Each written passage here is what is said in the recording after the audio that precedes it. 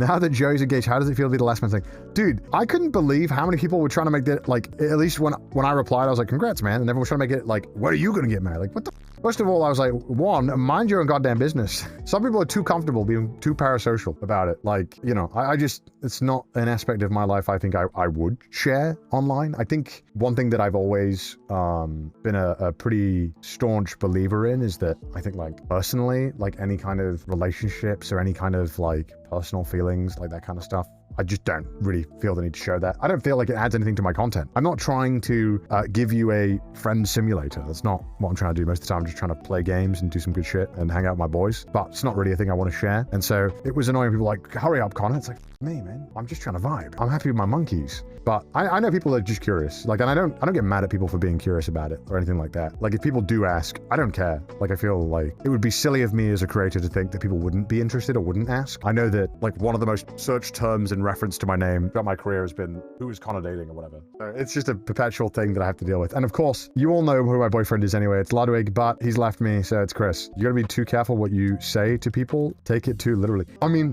when there's thousands of people watching, there's always gonna be some person who just takes whatever you say as the worst possible iteration of what you're saying and will also take it too personally. That's just an inevitability. You can't live on the internet being worried about how every person is going to perceive what you say. You just can't. Like, it's ridiculous. I think when you start trying to please everyone, you end up just kind of pleasing nobody. Whereas I'm kind of the mindset, I'll just do my own thing. I'll do what I want. I'll be honest. I'll say my feelings on things. And then if you don't f with it, you don't f with it. If you want to take it in the bad way, you take it in the bad way. If you want to take it too literally, incoming LSF clip.